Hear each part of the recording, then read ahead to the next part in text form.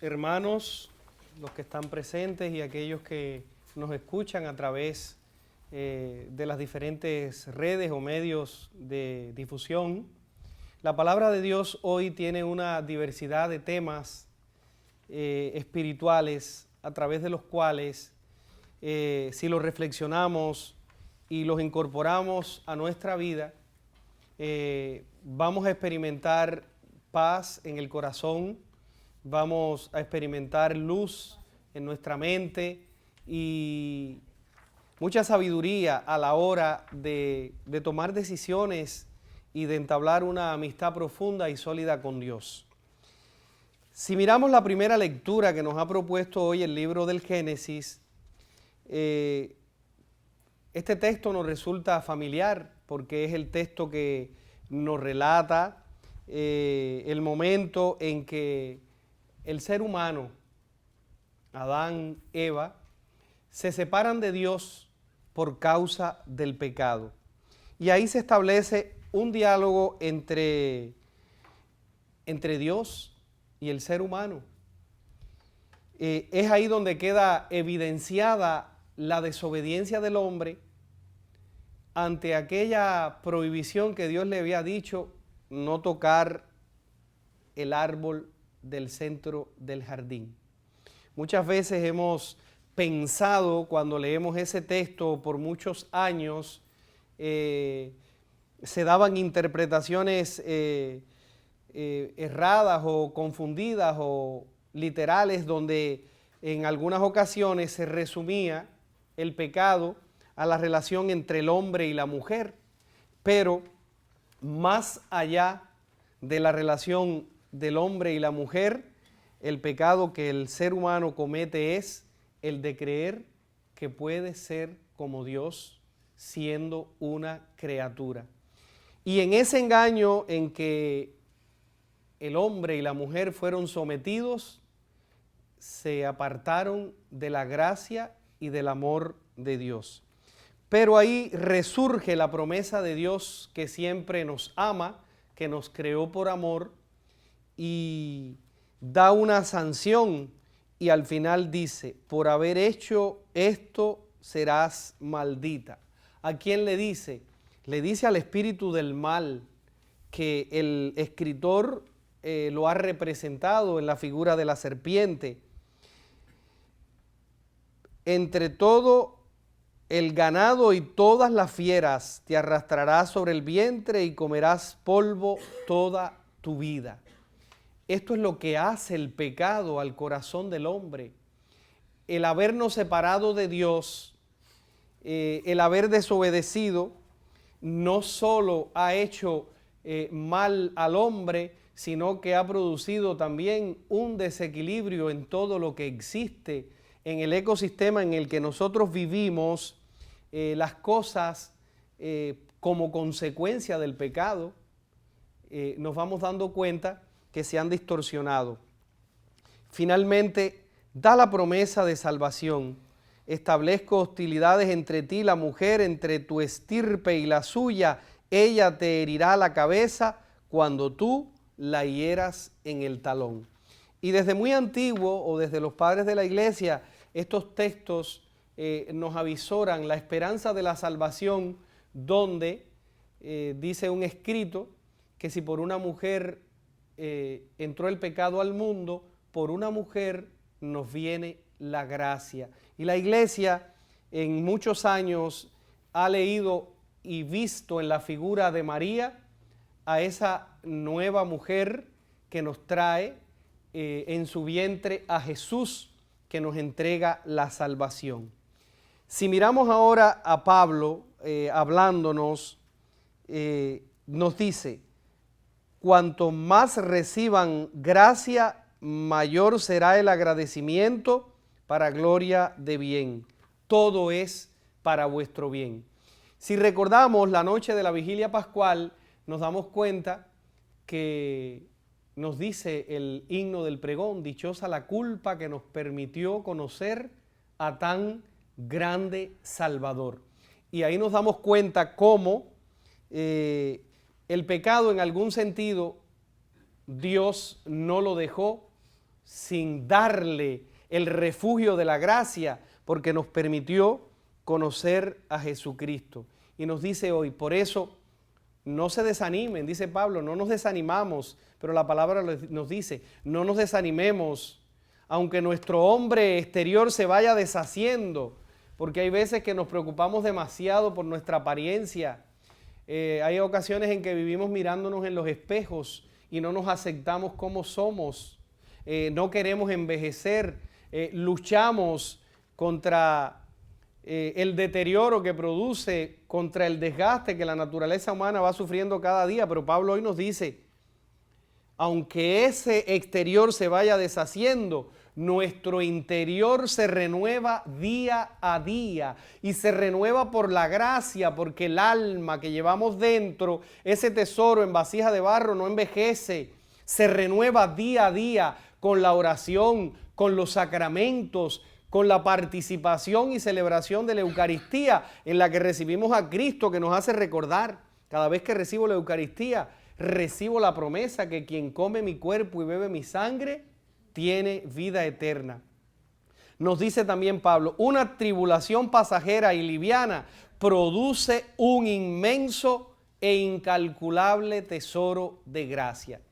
Cuando nos pasan las tribulaciones, solemos rebelarnos contra Dios, cuestionamos a Dios, nos preguntamos por qué habrá sido a nosotros que nos pasó, por qué no le pasó a nuestro enemigo o por qué no le pasó al que hace el mal. Y entramos en una contradicción interior, en un dilema donde no queremos aceptar la tribulación, pero una tribulación mirada desde la gracia, desde la realidad de Dios, nos hace descubrir lo que nos ha dicho Pablo hoy en este texto. Produce un inmenso tesoro de gloria, porque nos vamos salvando a través de las pruebas y a través del bien que vamos realizando, vamos colaborando con la gracia de Dios, que siempre está presta a darle al ser humano la redención y la salvación. Se puede renovar cada día, minuto a minuto, va renovando Dios su alianza de amor con nosotros. Y hoy nos vuelve a decir la palabra, no nos fijemos en lo que se ve, sino en lo que no se ve, en las obras de amor, en las obras de misericordia que pueden quedar escondidas en lo más grande del alma. No vemos el alma, pero es grandiosa porque ha sido redimida por Dios. Lo que se ve es transitorio y nos damos cuenta cómo todo va pereciendo. Si se destruye este tabernáculo terreno, cuando nos llega la muerte, tenemos un sólido edificio de gracia construido por Dios. Y dice que tiene una duración eterna. Nosotros tenemos que apurarnos en el decirle a la gente el conocimiento de estas verdades. Si nosotros los cristianos retomamos nuestra condición de misión, de misioneros, vamos a ayudar a mucha gente a que salga de la oscuridad, a que salga de la tiniebla, a que salgan de la depresión, de la tristeza, de los sentimientos de desesperación que a veces abruman las familias, las sociedades, y mostrarles a través de la palabra todo lo que Dios nos propone. Finalmente nos encontramos con el Evangelio. Tiene varios temas interesantes.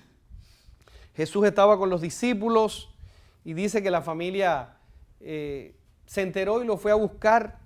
Vinieron a llevárselo porque decían que estaba loco. El texto dice que no estaba en sus cabales. ¿Y por qué decían eso? Porque hablaba de cosas asombrosas, hablaba del reino de Dios, hablaba de Dios que era nuestro Padre, nos acercaba a Dios, hablaba del amor, hablaba del bien, y la sociedad desde el pecado perdió, diríamos, el sentido de la verdadera orientación, y por eso el mensaje de Cristo resultaba para unos tan hermoso, resultaba para otros contradictorio, resultaba para otros amenazantes, porque estaba pidiendo que se produjera en el corazón un cambio y que lo interior, que nos ha dicho Pablo, era lo más importante que había que rehabilitar. Y por eso decían, está loco, las cosas que está hablando cuando me amenazan o cuando a alguien no le conviene lo que digo, inmediatamente levanta una campaña de ataque contra mí, contra la fe, contra el que quiere hacer el bien. Y esto mismo era un método o un medio o una manera de desacreditar la fuerza de la palabra de Dios, pero que es incontenible, incontenible como roca. Y vamos viendo que después dicen, parece que no dio resultado el que dijeran que estaba loco, y ahora plantean de Jesús, tiene dentro a Belcebú, el jefe de los demonios, el poder del jefe de los demonios. Y ahí Jesús da una respuesta muy sencilla y muy clara. Cómo Jesús, si tuviera el espíritu de Belcebú, estaría destruyendo al mal. Cómo el mal usaría a Jesús para destruirse a sí mismo. Entonces, él, usando su lógica divina y usando todo el poder de la sabiduría que tiene, trata de hacerles entender que él está obrando entonces inspirado en la gracia de Dios. Y dice, nadie puede meterse en casa de un hombre forzudo para robarlo si primero no lo ata. Entonces podrá arramblar con la casa. ¿Qué es lo que está haciendo Jesús? Atando la fuerza del mal, atando la fuerza del pecado, está atando la fuerza de todo aquello que se opone a Dios. Aquí sale ahora el tema del pecado contra el espíritu.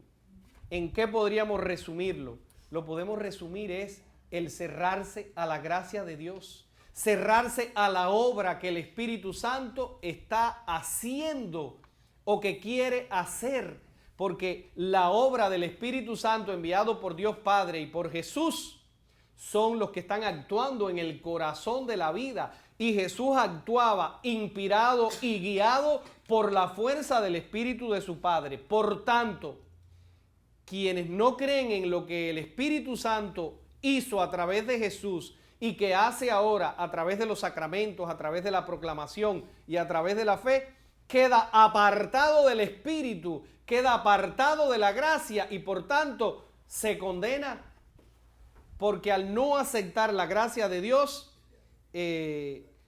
libremente, queda entonces separado de su amor y queda separado de su misericordia. Ahí vuelven en el texto, llegan, dice, su madre y sus hermanos. Y no quiero dejar pasar por alto esta temática de esta llegada de María, a donde está Jesús con algunos primos probablemente, algunos conocidos y algunos allegados. Tenemos que recordar, y ya decíamos en otro momento, que el término en que fue escrito el texto no tenía tantos vocablos como los que nosotros solemos tener en nuestros idiomas, en las derivaciones de los idiomas que tenemos hoy. Y el término primos, primo hermano, primo segundo, primo de crianza, todos esos términos que son factibles en el idioma que nosotros hablamos hoy, no existían en el idioma original. Por tanto, la palabra hermanos era utilizada para relacionar un grupo de personas, diríamos de un grupo genético, de un bloque de familiares. Y por eso le dicen, te buscan tu madre y tus hermanos. Este texto me gusta recrearlo con el pasaje de Jesús en la cruz. El pasaje de Jesús en la cruz que ya en sus últimas palabras, en su último testamento para los discípulos y para toda la humanidad, nos regala a María como madre. El texto también dice, y Juan la llevó consigo a su casa. Tenemos que pensar que si Jesús hubiese tenido más hermanos, es a los hermanos de Jesús a quienes les hubiese correspondido, pudiéramos decir, el derecho o la obligación o el deber de recibir a María en su casa.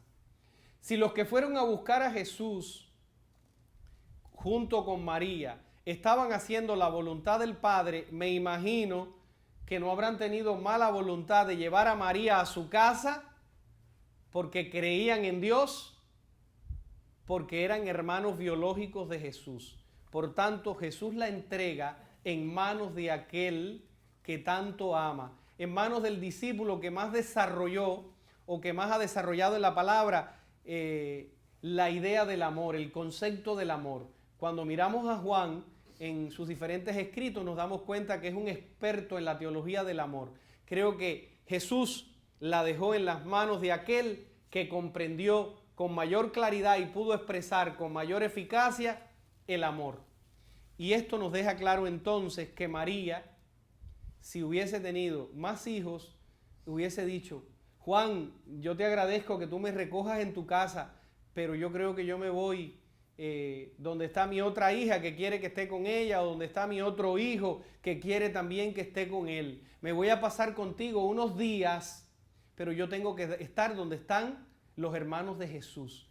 Y esto no aparece consignado en ninguna parte de la palabra. Y finalmente, Jesús no dijo en ningún momento, para que nosotros sepamos dar razones de nuestra fe mariana, no dijo Jesús en ningún momento que María no cumplía la palabra. El texto dice: son mi madre y mis hermanos todos los que cumplen la voluntad de mi Padre. María es doblemente hermana y familia de Jesús.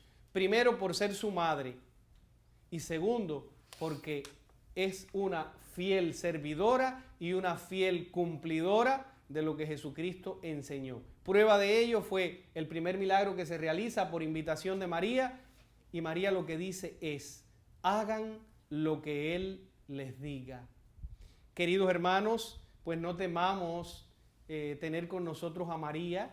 Es nuestra madre, es nuestra reina, es intercesora, camina con nosotros, nos alienta en el caminar, y prueba de ella son las alocuciones de María en los grandes santuarios del mundo, como Lourdes, como Fátima, en México, y en todos esos lugares María sigue derramando para toda la humanidad su gracia. El Señor les bendiga.